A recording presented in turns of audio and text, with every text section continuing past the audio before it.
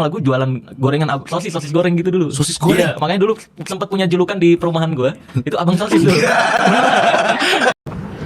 Tinggallah saya sebatang kara gitu. Merenung, ya Allah nggak ada yang setuju. Padahal saya niat benar mau masuk pesantren itu karena memang saya dari kecil pengen jadi seorang ustadz lah. Lalu saya ke rumah diajarilah saya teknik-teknik prana waktu itu.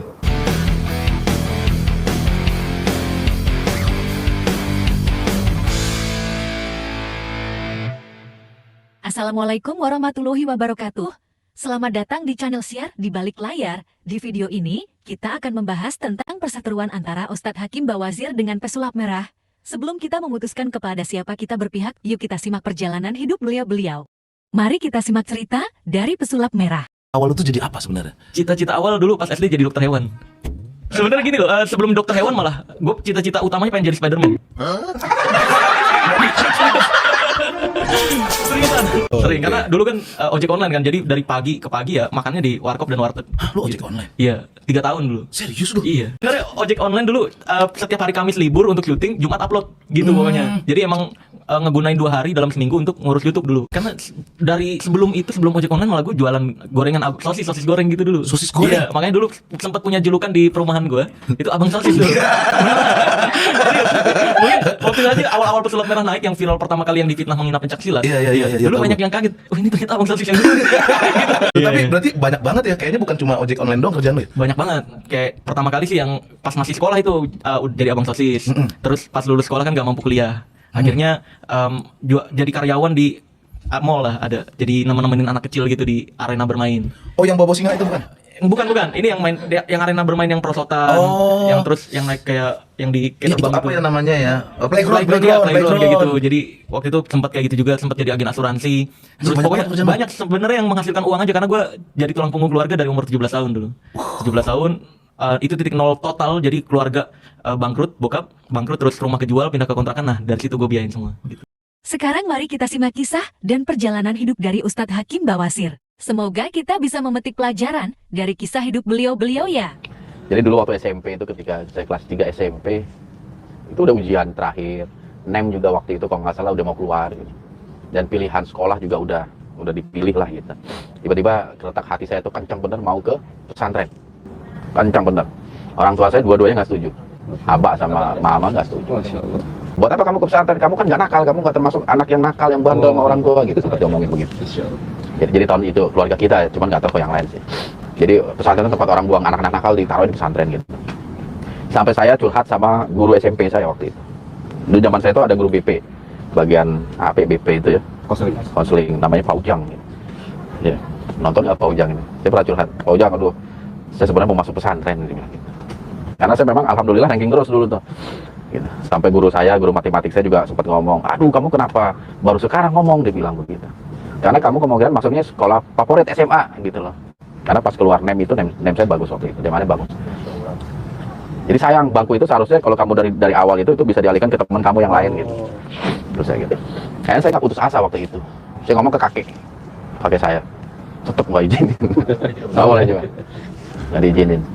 Terus termasuk teman-teman sahabat-sahabat saya SMP, sahabat-sahabat yang dekat lah. Wah, itu buat apa pesantren, kita nggak bisa kumpul lagi, nggak bisa nongkrong lagi malam minggu dan lain sebagainya itu. Intinya itu dari sekian banyak orang yang saya mintai pendapat, nggak ada satupun yang setuju dengan niat saya pesantren. Masya Allah. Tinggallah saya sebatang kara gitu. Merenung, ya Allah nggak ada yang setuju. Padahal saya niat benar mau masuk pesantren itu karena memang saya dari kecil pengen jadi seorang ustadz lah. Dari kecil gitu. Dari zaman saya tinggal di Tenabang, bapak saya kebetulan juga takmir masjid, jadi pengurus masjid. Masjidnya namanya Masjid Al-Bukhari di Tenabang. Kebun Pala, kalau ada yang tahu Kebun Pala Tenabang, Masjid Bukhari. Depan itu rumah saya. Gitu. Sampai keputusasaan saya itu udah sampai puncak lah itu. Waduh, ke siapa lagi saya ngomong ini. Termasuk teman-teman yang memang tempat curhat saya itu nggak ada yang setuju sama sekali. Akhirnya ada satu keluarga, ya, dia itu anak bungsu dari kakek saya, berarti paman saya itu. Saya cerita ke dia itu, Mang, Hakim sebenarnya mau ke pesantren gitu, cuman mama sama abah ini nggak setuju, Mang gitu. Nah, terus abah sama emak, maksudnya abah emak itu kakek nenek juga nggak setuju, Mang, nggak ada yang setuju, uak juga nggak ada yang setuju gitu. Padahal minta support mereka itu. Wah, disitulah pamanannya marah-marah. Gimana anak mau baik, mau dalamin agama malah nggak setuju? Ayo sekarang pulang gitu. Waktu itu saya ke rumah, pulang lah ke rumah saya, ibu saya domelin, sampai nangis ibu saya ini. Yang pada akhirnya alhamdulillah bapak saya luruh hatinya, terus dia ngomong ke saya, kamu mau pesantren di mana? Istilahnya udah mulai ngizinin lah saya masuk pesantren. Kamu mau masuk pesantren di mana? Oh, di situ bingung. Pesantren mana? Karena nggak ada tahu pesantren itu, nama pesantren itu nggak tahu. Kalau sekarang kan tahu lah, ada Gontor, ada ini segala banyak lah info. Kalau dulu tuh sama sekali. Pesantren mana ya? Bingung saya. Akhirnya jawab, pokoknya mau masuk pesantren yang bukan di Jakarta. Terserah pesantren apa gitu. Banyak betul. Hah? Banyak. Iya, pokoknya di Jawa gitu. Pokoknya yang jauh dari Jakarta gitu. Mau nggak mau kalau pesantren, kalau tadinya ibu saya kan maunya, kalau nggak salah itu Darun Najah. Waktu itu hampir sempat ya, Darun Najah yang di Cipulir apa yang di mana itu, Rempoa itu. Yang tahu waktu itu cuma itu. Gimana kalau di Darun Najah aja? Oh nggak mau, kalau di Jakarta kedeketan. Pengennya yang jauh. Gaya aja dulu. Akhirnya diputuskan dari cari-cari info, nggak taunya kakek saya dari Bawazir Cianjur itu pernah memasukkan anak-anaknya itu ke dalam pesantren di Bangil. Akhirnya ya udah daftar di Bangil, berangkat di Bangil, akhirnya berangkat kita ke Bangil itu tanpa diantar waktu itu, sendiri saya ke Bangil. Jadi kebetulan ada perwakilan pesantren di Jakarta, saya ikut sama mereka. Saya lihat semuanya teman-teman saya itu yang anak baru tuh mau masuk pesantren, bapaknya ikut, ada bapak ibunya ikut, saya doang bapak ibunya nggak ikut. Jadi yang lain pada ada orang tuanya, saya bengong ya sendiri di kereta itu. Sampai ada orang Depok namanya, kalau nama ininya Fajar, panggil ya, sini katanya, bapak ibu kamu nggak ikut gitu? Enggak pak, ya udah kamu ikut aja sini sama saya. Ini kenalin anak saya, dia juga baru masuk pesantren, namanya Fajar, orang Depok. Udah adanya makan semua udah sama dia, jadi kita udah nggak merasa sendiri lah. Tadinya ya sempat ngiri juga yang lain kok, diantar bapak aja makan masih disuapin gitu kok sendiri. Tapi ya itulah kali-kali itu yang pada akhirnya ya Allah mentakdirkan saya di sana selama kurang lebih sampai tahun 96 lah saya lulus gitu, kurang lebih 5-6 tahun. Karena ada 2 tingkat yang saya lengkapi gitu, karena dianggap nilai saya bagus, saya bisa naik langsung beberapa tingkat. Ustadz pesantrennya di mana? Oh, pesantren saya di Bangil, Jawa Timur. Tepatnya itu Kabupaten Pasuruan, Kecamatan Bangil.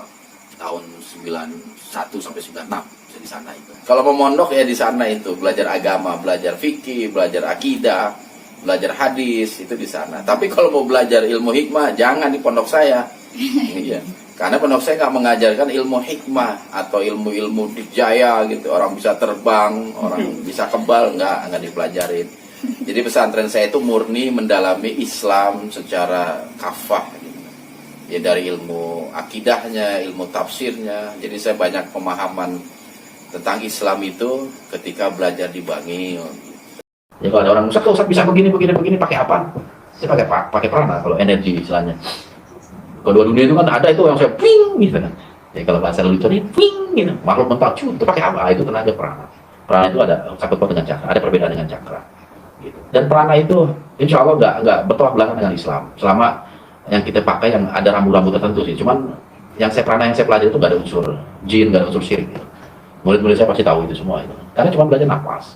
Dan saya belajar prana itu waktu di pesantren dulu ya. Dan cuma saya yang diajarkan dari sekian ratus orang itu santri, cuma saya yang diajarkan pada waktu itu. Alasannya sih cuma satu dulu, memang Allah apa ya, mungkin udah jadi takdir gitu. Jadi pesantren saya itu kan ada olahraga silat lah, namanya telupi gitu. Ada karate, ada silat.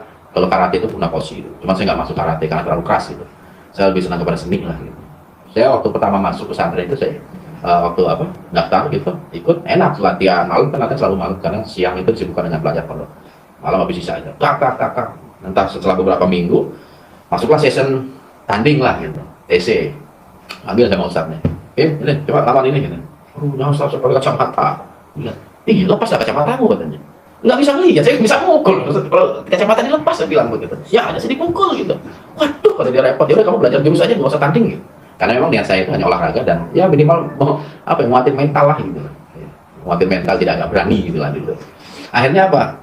Ya mungkin sekali 2 kali saya enak gitu, lama-lama saya gak enak juga. Akhirnya saya mengundurkan diri dari silat itu. Nah, cuman pas saya mengundurkan diri itu saya nggak serta-merta saya meninggalkan aktivitas itu. Saya selalu duduk di di pinggir lapangan nonton, melihat gitu kan. Teman-teman saya latihan. Nah pas latihan selesai, saya dipanggil sama guru silat saya, yang kebetulan juga guru pesantren. Jadi, kamu kenapa nggak latihan lagi? Nggak bisa, saya kacamata ini. Itu yang bikin saya jadi ini. Kalau nendang muter ini segala macam, dia jatuh. Kalau pecah kan repot gitu. Andalan saya kan mata sebagai alat bantu. Akhirnya dia bilang begini, mau nggak kamu saya ajari sesuatu gitu yang kamu bisa apa namanya yang ngelawan orang tanpa kamu sentuh orang itu kaget sih. Memang ada yang kayak begitu, berantem tanpa disentuh dia mental. Ada gitu. Istilahnya apa ya, kekuatan diri lah gitu. Mau Ustaz sih bilang begitu. Ya udah kamu besok ke rumah nih. Jadi kalau kita kan di pesantren itu setiap seminggu sekali, tiap hari Jumat itu kan libur gitu. Nah, saya ke rumah diajarilah saya teknik-teknik prana waktu itu. Nah dari prana itulah akhirnya bisa mulai pengobatan. Karena prana sendiri secara asal memang apa ya, buat diri sendiri, pengobatan buat diri sendiri. Cuman kalau kita olah kita bisa ngobatin orang dengan tenaga prana.